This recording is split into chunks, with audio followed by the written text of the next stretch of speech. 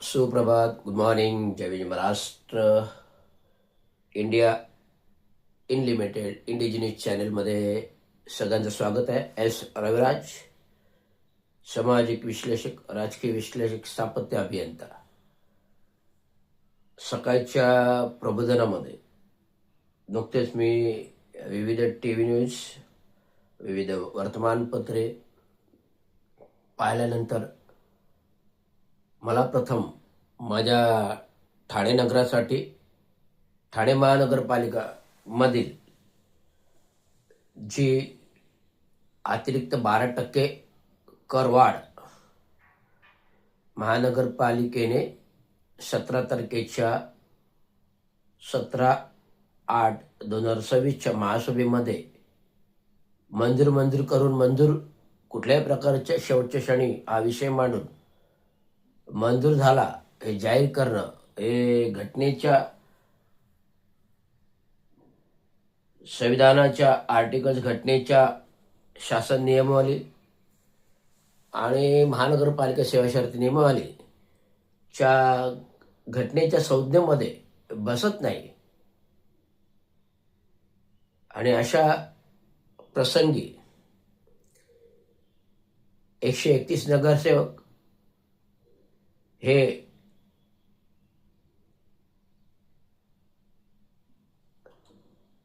(2011च्या जनगणनेच्या मतदार यादीनुसार केवळ मला वाटतं 18 लाख का 11 लाख लोकसंख्येच्या आधारावर अधिकृत सदस्य हकदार असल्याचे, लोकप्रतिनिधींना निवडून देणाऱ्या मतदारांचे प्रतिनिधित्व करत असल्याचे या महासभेमध्ये आपण त्यांना बोलण्याचा अधिकार प्राप्त करून दिला. तर आज मी ठाण्याची लोकसंख्या जवळपास 30 ते 32 लाखाच्या घरामध्ये गेलेली आहे. इवन दो 35 लाखाच्या घरात ती जाईल. आपल्याकडे 18 लाख जर जनगणनेनुसार नोंदी आहे तर 18 लाख लोक कर भरतात. मग उर्वरित 14 लाख लोकसंख्या ह्या कर नोंदणीमध्ये नाहीत असा अर्थबोध होतो. तर ह्या ज्या कर नोंदणीमध्ये नाहीत, या अशा लोकांसाठी महानगरपालिकेने कराची वाढ करण्यासाठी, महसुलामध्ये भर पडण्यासाठी अशा सर्व लोकांसाठी एक विशेष कॅम्प लावून नवीन घरांची, जुन्या राहिलेल्या घरांची, नवीन होणाऱ्या इमारती संकुलनाची नोंदी करून टॅक्स वाढविण्यात, कर महसूल गोळा करण्यात विशेष करून भर द्यायला पाहिजे. ते प्रशासन भर देत नसल्याचे निदर्शनास आले आहे. या महिन्याच्या महासभेपूर्व आठवडाभराआधी माननीय आयुक्त सौरव राव यांनी महसूल वसुलीबाबत एक विशेष बैठक URCTला संपूर्ण प्रभाग समिती क्षेत्र आहे सहाय्यक आयुक्तांची बोलवली होती आणि सर्वांना, सहाय्यक आयुक्तांना महसुली गोळा करण्याबाबत तंबी दिलेली आहे. तर हे सर्वभौम गोष्टी पाहता ठाणे महानगरपालिका प्रशासनातील आयुक्त, अतिरिक्त आयुक्त 1-2, उपायुक्त मुख्यालय, उपायुक्त कर, सर्वांनी एकत्रित एकसूत्रीने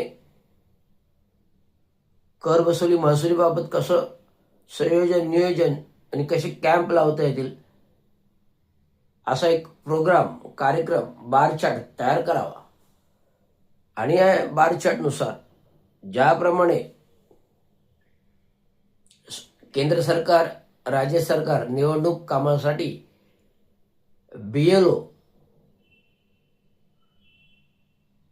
आता हे sir intensive report, sir means state intensive report निवडणूकसाठी BLO नेमून जो महिनाभराचा जो काही कार्यक्रम निवडणूक आयोगाचा चालू होता, त्यासाठी ज्याप्रमाणे कर्मचारी वर्ग हा नियुक्त केला जातो, त्याप्रमाणे ठाणे महानगरपालिकेने आपले स्वतंत्र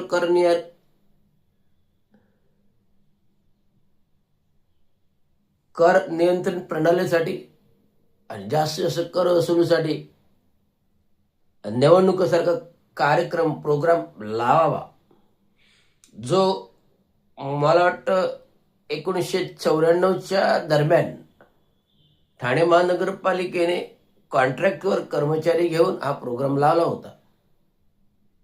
त्याच्या प्रकारे महानगरपालिकेने आपण जे काही सुशिक्षित सेवा नियोजन विभागामार्फत, ठाणे महानगरपालिकेने सेवा नियोजन विभागामार्फत 2024मध्ये सुशिक्षित लोकांना जे काही ट्रेनिंग दिल्या आहेत, सुशिक्षित बेरोजगारांना जे काही ट्रेनिंग दिलेल्या आहेत, त्या ट्रेनिंग दिलेल्या कर्मचाऱ्यांना पुन्हा कॉन्ट्रॅक्टवर या कर महसूल विभागासाठी नियुक्त करून कॉन्ट्रॅक्टवरती यांना कर वसुलीची जबाबदारी घरोघरी फिरून BLO सारखे घरी घरी फिरून हे कर वसुली करण्याचा कॅम्प त्या प्रभाग समिती न्याय क्षेत्रामध्ये लावा. ज्याप्रमाणे विकासक नवीन संकुलने होतात, ज्याप्रमाणे विकासक नवीन संकुलने होतात, त्या संकुलातील आपले सदनिका विक्रीसाठी CP यांची नियुक्ती करून ते CP सातत्याने प्रत्येक घरोघरी कॉन्टॅक्ट करतात आणि हे संकुलातले फ्लॅट कसे आहेत त्याची माहिती देऊन ते विक्रीस जास्त करून प्रचार करतात. त्याप्रमाणे ठाणे महानगरपालिकेने हे सेवा नियोजन, महानगरपालिका सेवा नियोजन जी काही प्रशिक्षित लोकांना ट्रेनिंग दिलेल्या आहेत, त्या लोकांना कॉन्ट्रॅक्टवर सेवेत घेऊन कर महसुलीचा प्रोग्राम हा त्यांच्यावर सोपवावा आणि त्याच्यावर जबाबदार बीटलिपिक अधिकृत उपखाते प्रमुख, खाते प्रमुख आणि सहाय्यक आयुक्त कर हे असे अशा प्रकारचा जर कार्यक्रम केला, प्रोग्राम केला, तर ठाणे महानगरपालिका महसूल नवीन प्रॉपर्टी नोंदी, जुन्या प्रॉपर्टी नोंदी करणं सोयीस्कर आहे. व्यावसायिक असतील, निवासी असतील, करणं सोयीचं जाईल. आणि जोपर्यंत अशा प्रकारचा कार्यक्रम फिक्स होत नाही तोपर्यंत ठाणे महानगरपालिकेच्या करामध्ये भर पडणार नाही. परंतु जे नागरिक नियमित कर भरतात त्यांच्यावर अतिरिक्त 12% भार करायचा हा सोयीस्कर नाही, त्याला आमचा आक्षेप आहे. आणि महासभेमध्ये शेवटच्या क्षणी हा मुद्दा मांडून मंजूर करून संपवणं गोठीत करणं, शेवटच्या क्षणी हा करवाढीचा विषय घेऊन मंजूर करून महासभा संपवणे हे संवैधानिक घटनेच्या प्रणालीला योग्य नाही. ठाणे महानगरपालिकेचे गटनेते पवन कदम आहेत. ठाणे महानगरपालिकेचे गटनेते शिवसेना पुरस्कृत पवन कदम आहेत. सभागृह नेते शिवसेना पुरस्कृत हनुमंतराव जगदाळे आहेत. हे सर्वात ज्येष्ठ आहेत, अनुभवी आहेत. विरोधी पक्ष शानूजी पठाण आहेत. मला वाटतं 2 टर्म झाल्या, 3री टर्म आहेत असं मला तरी कळतंय, अनुभवी आहेत. गटनेते विविध BJP पक्षाचे, राष्ट्रवादी, शरद पवार पक्षाचे, अजित पवार गटाचे आहेत, शिवसेनेचे आहेत.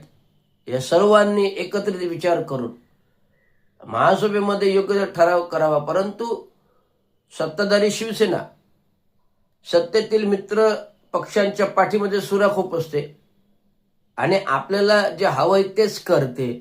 त्यामुळे BJPला मित्रपक्ष बोलून BJPच्या पाठीतच सुरा खोपसायचा.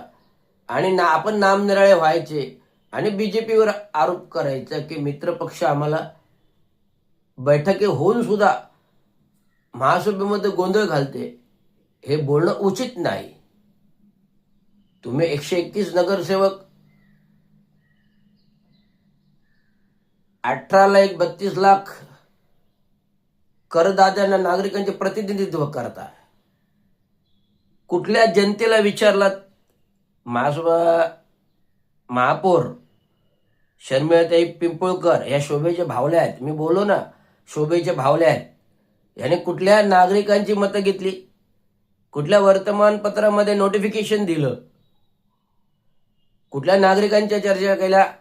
कुठल्या नागरिकांच्या गल्लोगल्ली बैठका घेतल्या? कुठल्या नागरिकांना दालनात बोलून बैठका घेतल्या? हे सांगावं, पुराव्याचं सांगावं.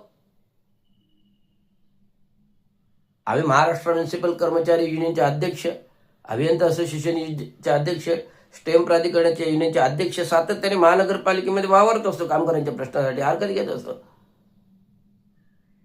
आम्ही पण ह्या गोष्टीला आक्षेप घेतला, पण आमच्याबरोबर भेटून चर्चा झाली आहे का? मग तुम्ही असं वक्तव्य कसं करताय की आम्ही नागरिकांशी भेटून, आम्ही नागरिकांशी बोलून मगच हे असे करवाढीच्या दर प्रस्तावाचा ठराव आम्ही महासभेत आणलाय? हे साहेब पिंपळकर बाईंचं चुकीचं आहे. आणि महापौरांच्या आजच्या आलेल्या वर्तमानपत्राच्या बातमीला माझा आक्षेप आहे. म्हणून बीजेपीचा आक्षेप हा रास्त आहे, योग्य आहे असं मी म्हणेन. म्हणून जो काय अतिरिक्त कराचा बोजा नागरिकांवर लादलाय तर तूर्त ठराव मागे घ्यावा अशी विनंती आहे. आणि ज्या प्रॉपर्टीनं कर नाही लागलेले आहेत, ज्या जुन्या प्रॉपर्टीनं कर नाही लागलेले आहेत, नवीन प्रॉपर्टी होत, अशा लोकांसाठी कॅम्प करा, त्याचा ठराव करा, त्याचा प्रोग्राम करा, त्याला आम्ही पाठिंबा देऊ. परंतु जे कर भरतात त्यांना अतिरिक्त कराचा बोजा, यास आमचा महाराष्ट्र म्युनिसिपल कर्मचारी युनियनचा आक्षेप आहे आणि तो राहणार. त्यासाठी आम्हाला तीव्र आंदोलन महापौरांच्या महानगरपालिकेवर करावं लागलंय. 72 संविधान जिंदा है, जिंदा रहेगा और जिंदा ही रहेगा. धन्यवाद.